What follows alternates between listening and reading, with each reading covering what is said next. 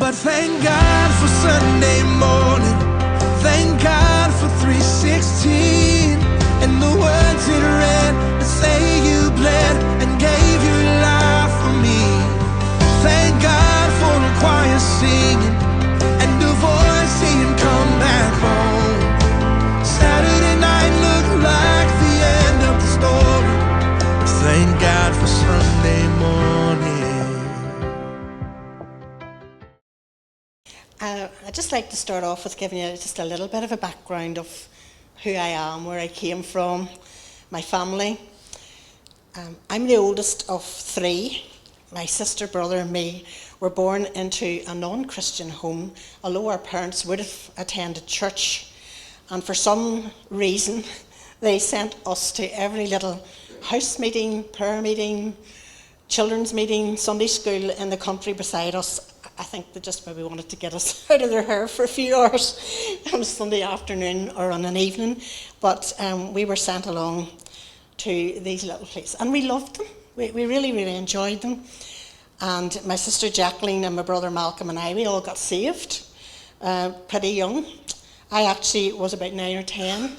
And we afternoon Sunday school and in the Orange Hall just beside us. And our parents actually got saved then later on in life too.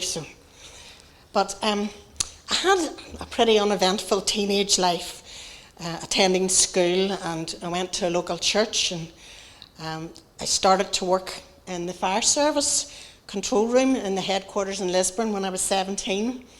And that was sending out fire engines and officers to incidents all over Northern Ireland. And this was to be my career for 40 years. I joined the Fire Service Christian Fellowship in my work and attended their monthly meetings. It later became Firefighters for Christ and was to play a great role in my life later on, so I might, if I have time, I'll touch on that. At age 20, I met and married David. It was a blind date set up by a mutual friend of both of us. We had 2 sons, Paul and Brian, and my husband, also a Christian, I set about training our sons up in the ways of the Lord, and we attended a local church. About 6 years into our marriage, my husband's mental health started to deteriorate. He wasn't sleeping very well. He started to become paranoid, just didn't seem to be coping with life. And he was a proud man, and he wouldn't seek medical help, and I didn't like to force him, so it was left to run its course for quite a number of years. We struggled on, and him getting worse until he actually had, after 10 years of struggling with this, he actually had a mental breakdown and ended up in a psychiatric hospital for some weeks. He was diagnosed there with paranoid schizophrenia and manic depression, and put on strong medication, which would be for life. He would never be the same again, saying he was now labelled, and he was never able to work again after that. That was over 30 years ago, and there was only a few psychiatric units in Northern Ireland at that. I think there was only a couple attached to hospitals in them days. And there was a stigma about mental health illness and people who had to go into these units to stay and to get treatment. So he became like a recluse then, and kept saying nobody would listen to what he had to say because he'd been in psychiatric hospital and all of that. So the next 10 years, fast forward to, were hard years for me and my sons, watching David as he became this recluse and just his paranoia and all kicking in. And I was working long hours, which were shift work, and my job was very stressful as well. But through it all, we still kept trusting in God, and both my sons during this time gave their lives to the Lord. Paul was 16 and Brian was 12 when they did, and I still remember both of their conversions really well. On the 11th of April in 2002, I was at home with David. It was on one of my days off, and in the morning time, I walked in on him in our bedroom, and he was on his knees having his quiet time and praying, Now, I had never actually walked in on him doing that. We sort of had our own separate. I know they say you should have family worship, and we did try that at times as well, but we like to have our own separate times with the Lord in our own wee spaces. And so, as I say, I walked in on him and I didn't think anything more of it. Came out and that was fine. And then later that day, a couple of hours later, he sort of went missing. He usually was about the house, so I went up to, we'd outhouses up in the fields, and I went up, I had a wee browse round to see where he was, and found him hanging in one of these outhouses.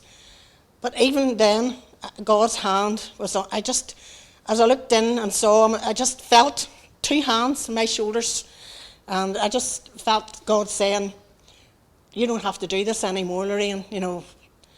And I just left it with God, and there was a real presence of God. And even through the funeral and everything else that came afterward, there was a peace that passes all understanding.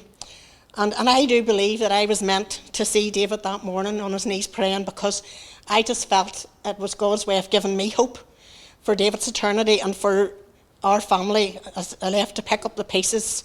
And I know my sons, they know about this, and they feel exactly the same. And I know, I don't know what the pastor actually wants me to say about suicide, but I know what it is. It doesn't regard any age. My husband was actually 50. He just turned 50 when he did it. And I mean, there's young people and older people and people in between, all sorts of ages. And it's very hard, you know. You can see people who can't cope with life's pressures and issues of the world, and it just gets on top of them. And the devastation it brings to families is hard. I know I don't have all the answers. I wish I had up here that I could just say, you know, there's hope for everybody, or there's whatever. I just don't have. But I know my own personal faith in God has been seeing me through. And a short time after David's death, God actually gave me a verse from 1 Peter chapter 5, verse 10. And it says, "And the God of all grace, who called you to his eternal glory in Christ, after you had suffered a little while." And I used to laugh at that when I read it, because I thought, Lord, it was 20 years I suffered. Was that your little while? But time means nothing to the Lord. "After you've suffered a little while, will himself restore you and make you strong, firm and steadfast." And that word restore, he actually gave that to me on 3 different occasions through the years. A few days after David's death and burial, my mum became ill, and then she fell. A couple of times she fell and she cracked her pelvis. So she stayed with me, and then I went to stay with her. And I was standing in my own old bedroom, and I just felt God's presence, and I looked out at my neighbours' clothes hanging in the line and said, Lord, I was a housewife. I'm only in my early 40s, or in my 40s. I said, what have you got for me? I said, Lord, I'm handing my life to you to do whatever you want with me. I just want to give myself completely over to you, to use me, or whatever you have for me. I just want you to do that. So I left that with the Lord. And just after that, my life just started to take off in directions and things I would never have chosen or expected. So be careful what you ask for, as somebody once said. My brother, Malcolm, who is a lovely Christian person, he's been really pivotal in my life a couple of occasions, and he asked me if I'd like to be involved in a ministry he was with called Youth for Christ. Had a centre in Dromore. So I volunteered with them for 21 years. I was actually with them, did different things with them, and loved the young people, really, really. And I had sold my bungalow where I lived with David, and I'd moved to Dromore beside Paul, my oldest son, and that's another story in itself of how God gave me that house beside him, and that I didn't ask for it. But my house is 3 bedrooms. So we did an intern programme through Youth for Christ, and the girls would come and stay with me for nearly a year.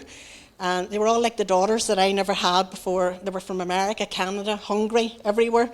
And I just loved them all. But I do believe God led me into this youth work because I believed I had been wearing a mask. And the pastor has spoken about it before in here.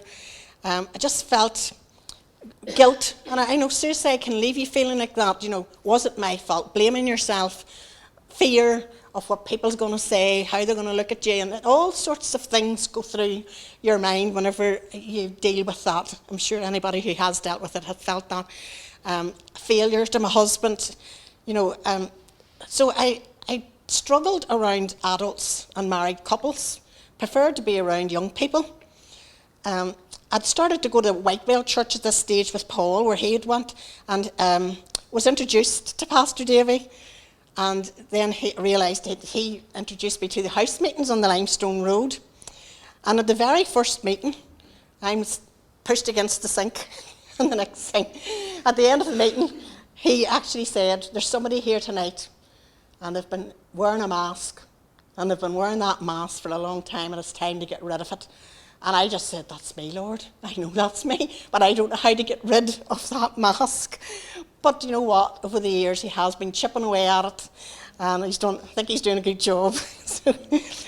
So I followed Pastor Davy here to Temple Patrick, came to his early morning prayer meetings, and now part of his church, and feel very grounded here in a lovely church family with, of course, an amazing spirit-filled pastor. So I'll talk a little bit just about the fire service before we finish. My brother Malcolm then asked me if I'd like to go on a mission trip. They were going out. He was involved with another ministry called Walk of 1,000 Men, and they were now taking on women to go out on their trips and stuff. So I ended up in England with my brother and this team, and I absolutely loved it because we started knocking on doors, gone into pubs, giving out little things, leaflets and placemats and Christian verses, gone into school assemblies, speaking to young people, and it just was lovely. And whilst I was there, one evening we went to a wee service called Voices in Praise. It was a wee Christian choir, they were practicing, and they invited us along, and this man came up to me, a complete stranger, and just like this, and I'm going, what's he in his hand? And he handed me this beautiful silver cross on a chain. I'm not a person who wears crosses, never wanted to wear crosses. I always felt, no, I don't like wearing crosses. But he said, I fashioned silver. I believe it was made out of a silver teaspoon. And he says, I was coming out tonight and I felt God saying, take one of your crosses and give it to somebody you feel led to give it to, because I wanted to travel. So I want to give it to you. And I went, right. And I said, well, I'm a housewife who doesn't go anywhere, no interest in going anywhere, don't want to travel. But it's like what the pastor has said, too afraid to say no. And I was right, okay, whatever. Well, next thing, in the fire service, the Firefighters for Christ had started doing exchanges back and forth with the Californian American firefighters out in mission trips, and they asked me would I like to go with them. And I went to California, an 11-hour flight in a plane like me. I'd never been, but do you know what? I love flying. I loved it. And I've been out there about 6 times to all different parts of California. I actually feel for them at the minute because some of the places that's on fire, I've visited some of those areas with the teams and stuff, and I do feel for my brothers and sisters out there. But they would then come back to us the next year, and we would host them. So it was actually the wives that I was getting involved with, and they were hosting tea parties and different meetings and having speakers, and I was asked to speak a number of occasions at their meetings. All this, and I'm not saying this to blow me up, because I am not that sort of a person. I would prefer to stay in the background, but I'm saying this to give glory to God about how He can bring you through something, and if you're willing to surrender completely to Him, that He can change your life completely around. Things that you never expected to be doing, you're doing and stuff. And we actually had one of the tea parties here. When they were over here one time, we actually had a tea party here. You remember? It was amazing, all the different tables, and the time we had the Gar Fellowship was just amazing. So I'm nearly finished now. I did some cooking for them as well, and did all, So I really knew then, I really felt that the mask was gone. I mean, these beautiful American wives that I was interacting with and stuff, and these men, these big firefighters and stuff, and I thought, you know what, I just love these adults now, and I love being among them, and, so So my life serving the Lord as I come to a close has been fulfilled and blessed. And of course, that has been witnessed by my family. I have 2 grandchildren, Emily aged 15 and Matthew aged 12, and household salvation, which is something, it just is amazing. God has been so good to my family. And it's not an easy life. About 4 years ago, my son Paul, my oldest son, was diagnosed with thyroid cancer, which he had removed, and then some treatment. And we are trusting in the Lord for his continued health. Born-again Christians have tribulation too, so they do. But as I say, just keep pressing on. So I've retired from the fire service now a number of years, but I think I'm working harder now than I ever worked. I'm in a wee cafe belonging to a garden centre, which is just round the corner from where I live, and I absolutely love it.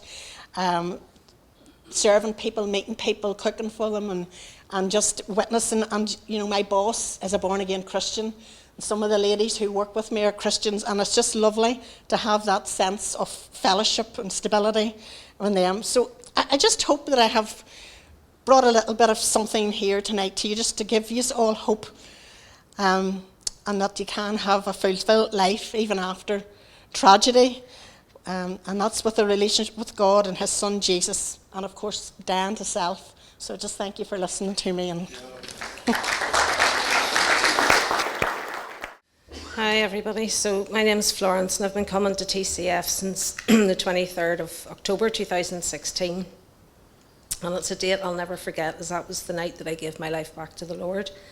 And I can honestly say that walking through those doors was the best decision that I ever made. It tells us in John 10:10 that the thief cometh not but for to steal and to kill and to destroy, and I am come that they might have life and have it more abundantly.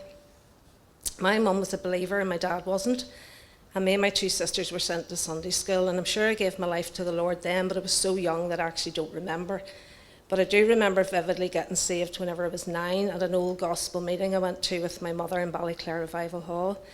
And I can remember the sun shining through the windows onto the old bare wooden floorboards, and my heart just racing at the altar call. I stood up and said the sinner's prayer, and I meant it with all of my heart.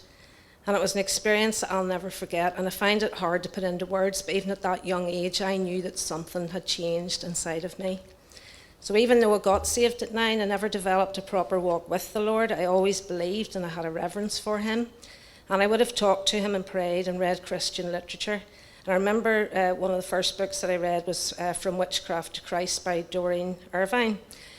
So I was sitting on the fence, and I had 1 foot in the world and 1 foot with the Lord. And Mum used to tell me that I could not serve man and mammon, and that no fellowship can have light with darkness. And as I entered my late teens, I then discovered pubs, clubs, alcohol, and everything else that comes with it. So I had a fascination with knowing what my future was going to hold, and this led me going to see a fortune teller in Larne. And I really believe that this gave the enemy a foothold in my life. I remember asking a man in Larne for directions to this fortune teller. She lived in the same development as him. And he told me very abruptly, if I wanted to know my future, to go home and read my Bible and to get myself off his driveway. And I wish that I could go back to that man. I really do. I actually did drive down and try to find the house, but I couldn't even find the development. It was that long ago. I would just love to tell him that I have found the Lord again. I'm sure he'd be delighted. He was disgusted. It's like, just get off my... It was like I was just unclean. But growing up, there was no love in our household. It was a house, it wasn't a home. My dad, or my mum, dad and 2 sisters, of which I'm the youngest.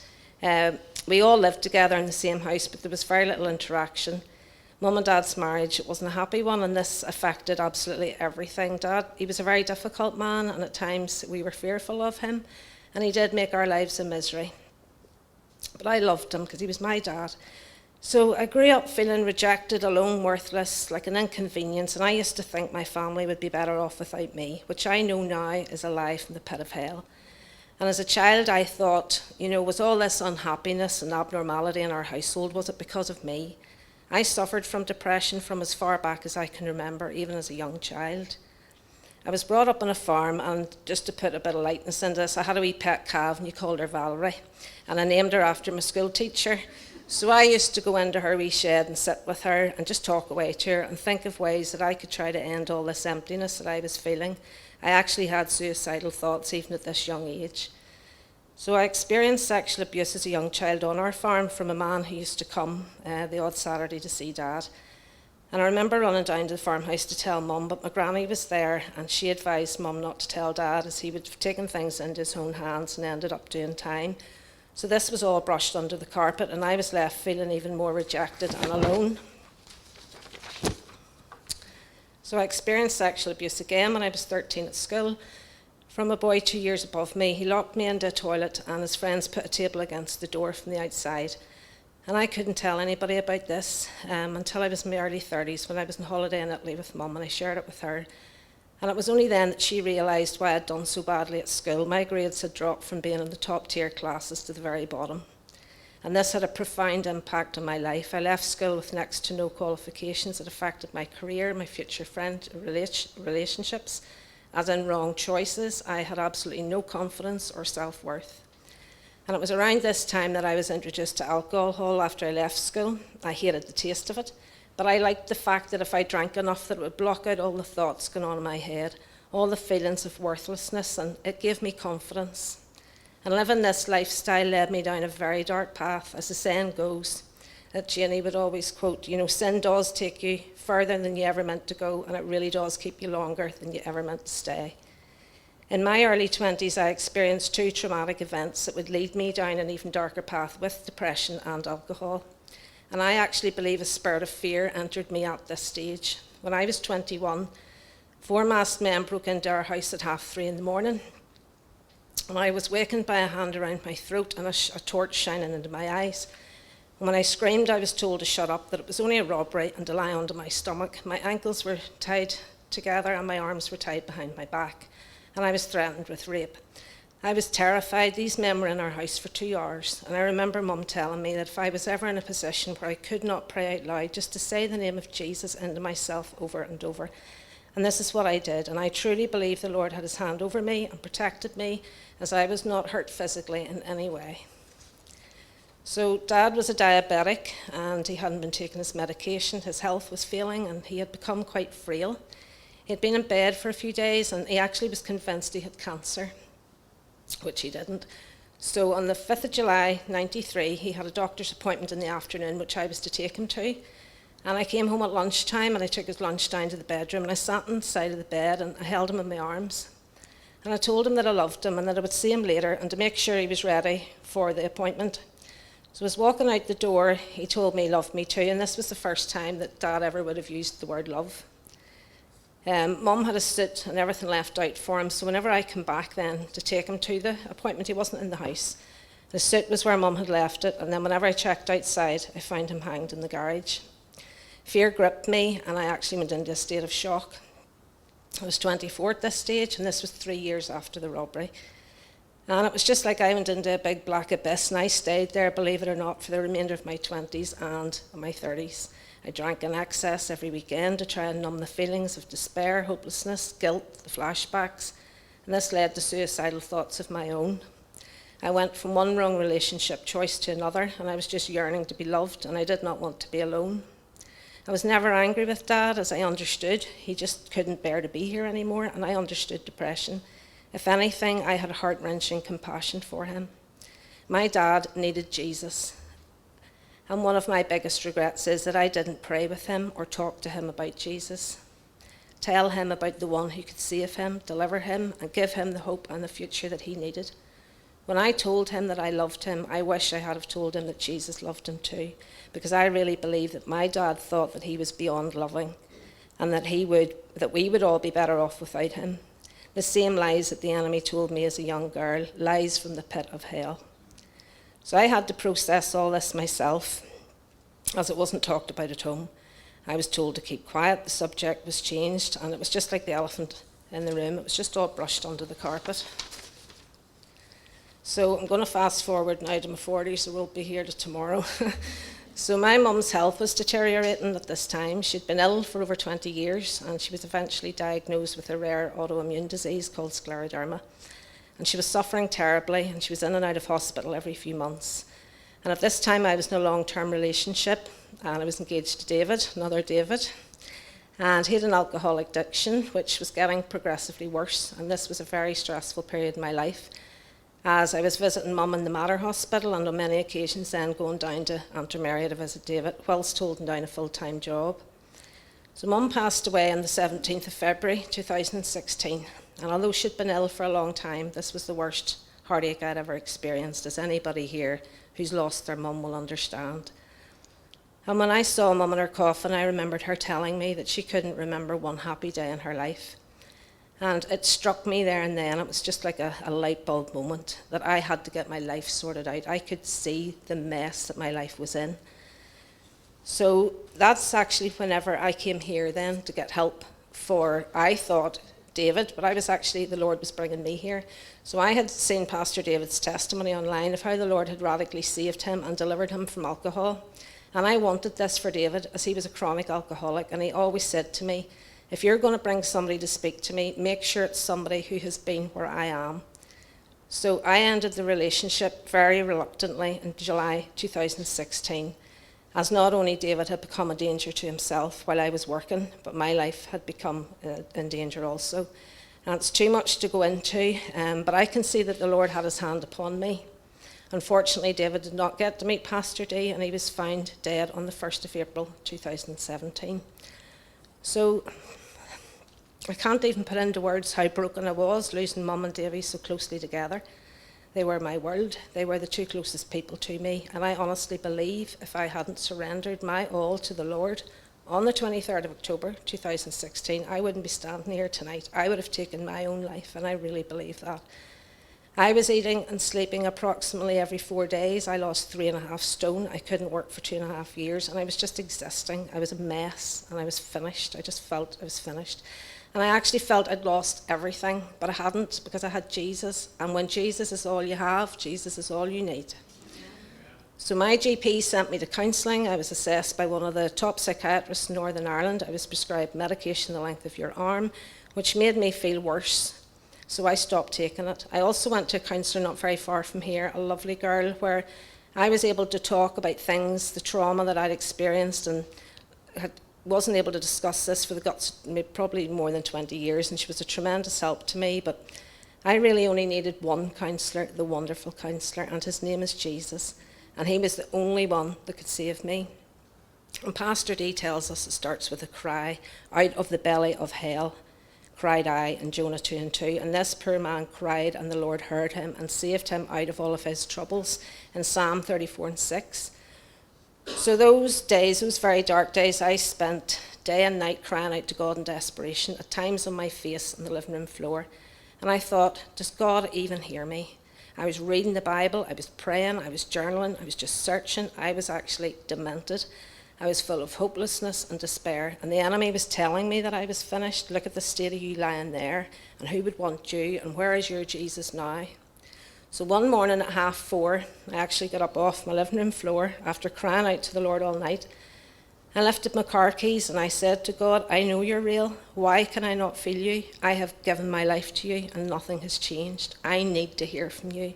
I need to know that you can see me and hear my prayers. I was in desperation. So I asked him to send me a sign, and not one that I could misinterpret, and one where I will know it's definitely you. And I said, Lord, could you even just get somebody to send me a text?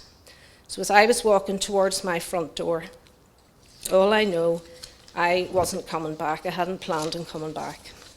I just couldn't take any more. And as I put my hand on the door handle, a text came through my phone. And it was from, believe it or not, Lorraine. And I was ecstatic, and it was 4:30 in the morning. And like Lorraine, I wouldn't dream of texting you, say, after 10. So I just couldn't believe this. I just fell. I didn't collapse, but I just fell down on the ground. I couldn't stop crying. I was praising the Lord, telling him how much I loved it. I was just ecstatic. So then whenever I didn't want to be texting too much to Lorraine, so I waited this hour in church, and I said, what led you to text me at that time? I couldn't wait to remember to ask you. I come flying over to you. And she said that she was on her way to collect visitors from the airport, and that the Lord had put me on her heart. And like that just blew me away, that the Lord did see me. So I knew the Lord saw me, he heard my prayers, and my faith was fully restored. And I knew at that point that I was going to be okay, that the Lord had me in the palm of his hand, and this was the hope that I needed. And it tells us that you'll find me when you search for me with all of your heart. So it has been and it continues to be a difficult walk. The enemy's always busy, his attacks are relentless, and as any believer will know. But knowing that he's with me and that he'll never forsake me, that's all I need. And he got me through the darkest times of my life, all without medication. He was my medication. And he has protected me from so much. There's actually more. There's a car accident whenever I was 17, broke a bone in my neck. I was told if it was broken an inch the other way, I would be in a wheelchair today. Paralysed from the neck down. There's other things that he's protected me from. And I honestly believe that protection was down to the prayers of my mother, because as you know, the prayers of a mother are powerful. And I'm reminded of a book title, that I saw once, Cursed or Blessed. And I remember when I was growing up thinking that my life was cursed. And little did I realise that I was very blessed, because only God could bring good out of those circumstances, but that's what he specialises in. And he has blessed me with a great job and a wonderful boss. That was after I couldn't work for 2.5 years at one stage. I didn't think I'd ever work again. I couldn't even function. I could hardly think. And I just went and got a temporary job, and I ended up working my way back up again. So now at the moment, the Lord has blessed me with a great job and a wonderful boss. He's brought me and my 2 sisters closer together. He's blessed me with my wonderful TCF family, and first and foremost, Pastor Dee and Jennifer, who have been steadfast in their calling to this ministry, which I'm privileged and so grateful to be a part of. And he's the one true living God. He's the same yesterday, today, and forever. And one of my favourite verses, I just love it, Matthew 19:26, for with God all things are possible, and they truly are.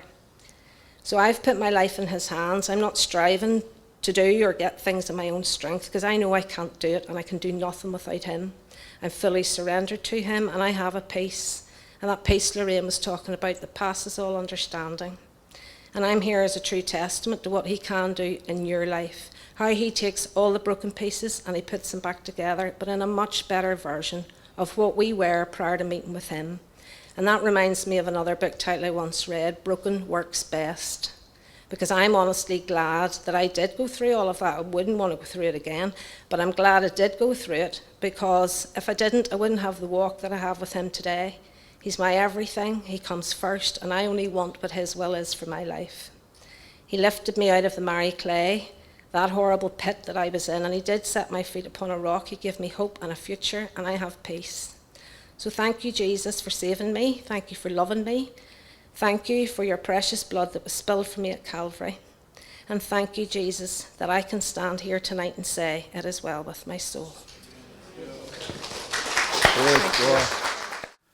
Wow.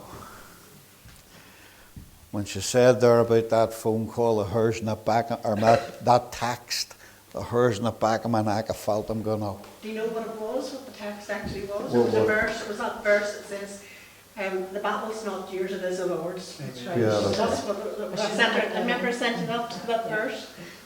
You couldn't write that. No, okay. You couldn't write that. And the 2 things that they have been through, that whole episode of suicide and their families, and I just think it's amazing.